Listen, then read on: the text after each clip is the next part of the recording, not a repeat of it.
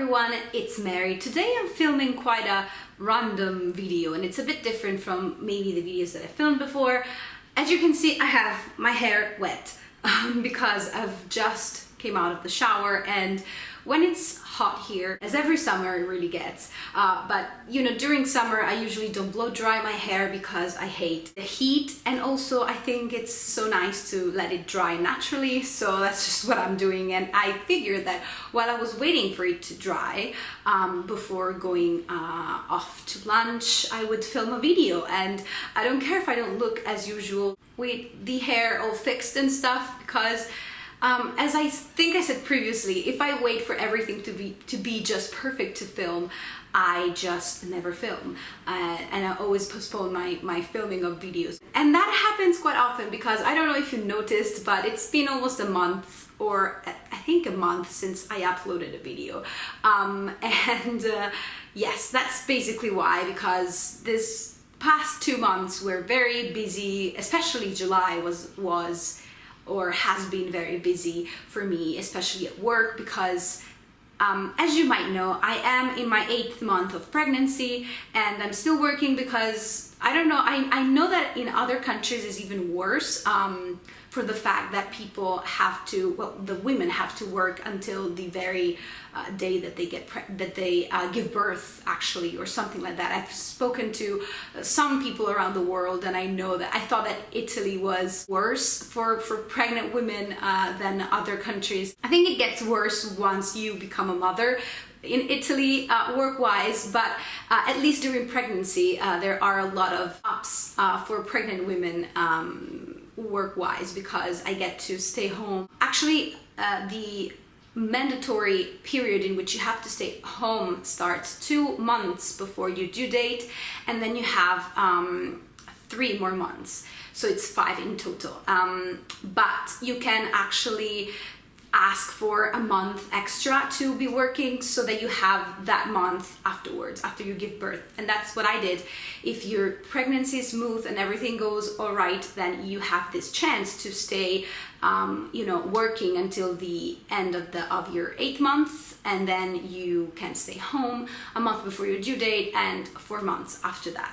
Sorry, that just was a brief explanation to let you know that I am still working, and the girl that was supposed to substitute me in my job, basically, that I was teaching my job to, she decided to leave us and get another job. So basically these last like 2 weeks I have been all over the place with work, and some anxiety kicked in, not major, but I just had to work extra hours to try and keep everything together.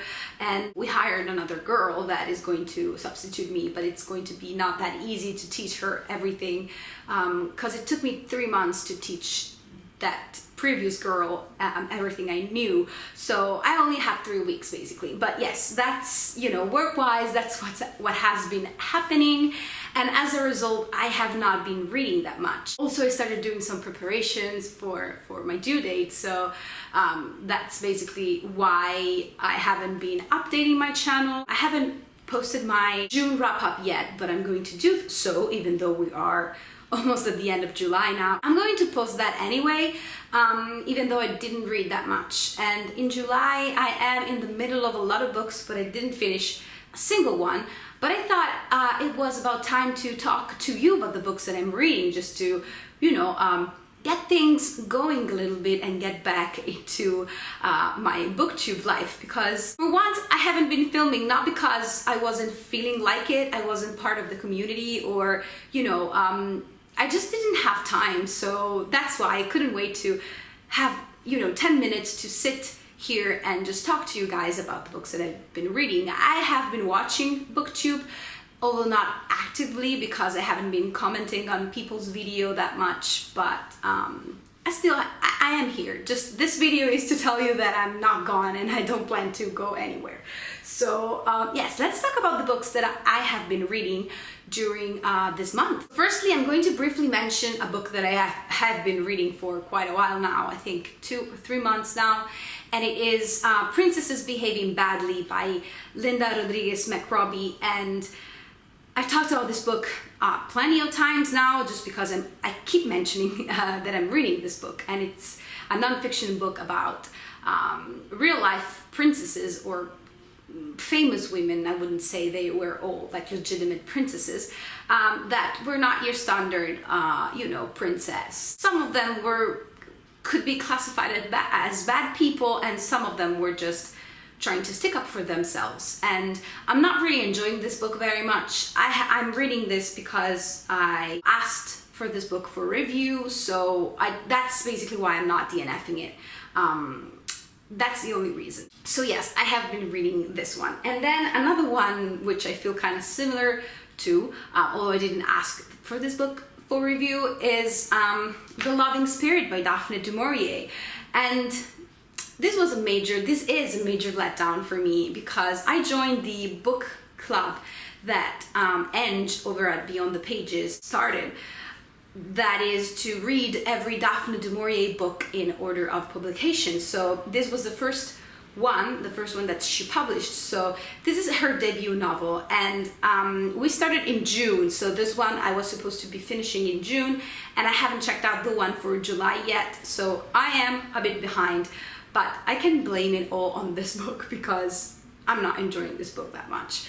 I honestly would DNF this book, but the reason why I joined this book club is because I love Daphne du Maurier. I read 2 of her books now, and I love them both dearly. So I just thought I need to read every book that she's written. So that's what I'm trying to do here.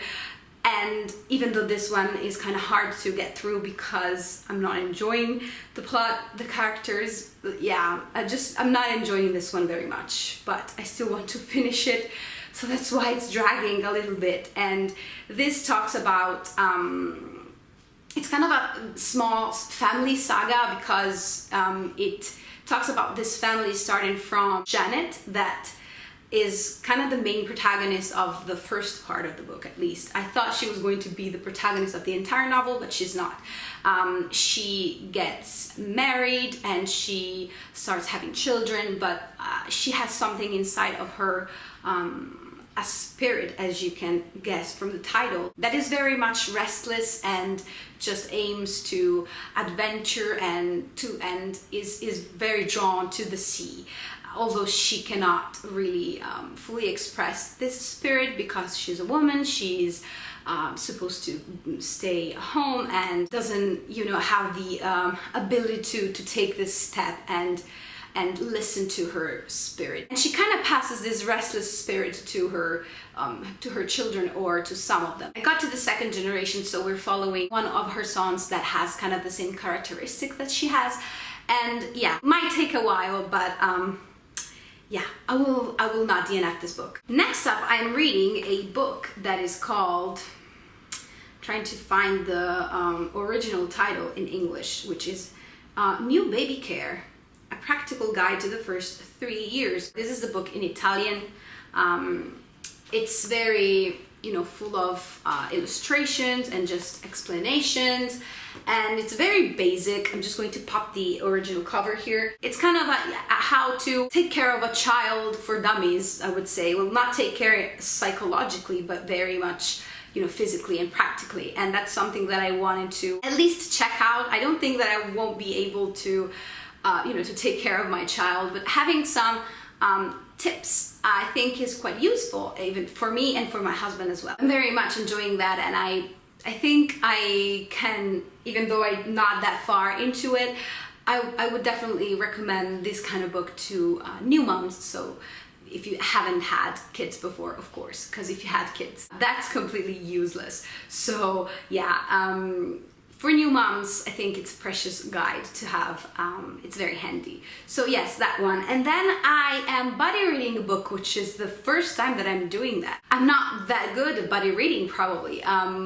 We haven't really checked in that much because I feel like it's entirely my fault though, because as I said, I haven't been reading that much. I've not been that active. So I am reading this book though, and I'm now at page 106, so it's not that I forgot that I'm doing this, but we still haven't really checked in.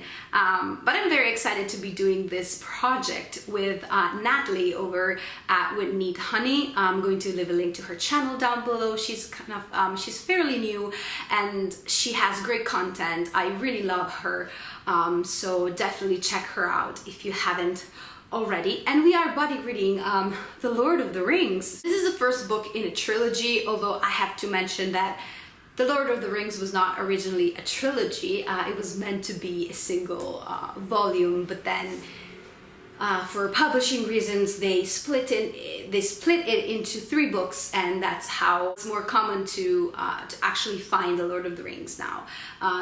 But yes, so the first book that we're reading and that we plan to finish during July is The Fellowship of the Ring, and I am very pleased to be finally rereading this book because both for me and for Natalie, at least the first one, is a reread. I have read all 3 books when I was 12, which is insane if I think about it right now, because I think this book is this is one of the most important books in my life. And I have read it only once and I was 12, so I'm like, before saying this is one of my favorite books of all time, now that you're almost 30, Mary, just go ahead and reread this book and see if it's actually true, if it's actually still true. And I'm very pleased because, well, I'm not that far into it, but I do remember very well what happens and how it happens, and some phrases, some sentences I have burned into my brain for how relevant they were for me when I was, even if I was that young. It's amazing. It's something that really makes me think, because at 12 you are a child, and sometimes I feel like we underestimate children and their capability of understanding the world around them, because this book is very complex in terms of emotions and themes. I mean, complex for a 12-year-old to get into. And I remember feeling love, feeling pain, and the depth of what was happening in this story, even that young, even though I hadn't really experienced love as an adult may have, or like suffering as an adult may have. So I'm really glad that I am experiencing this once again, now that I am more capable of understanding these things. And the only thing that I really found, different from my first reading of this book is that I felt it was so hard to get through, especially in the beginning when I was 12, and I didn't feel the same now that I am 29. It's not boring as I thought. I thought the beginning was very boring and I couldn't really get into the story. I was so determined to read this book when I was that young that I started it 4 times, I remember. And then I got through and it was amazing, but it was hard for me to start.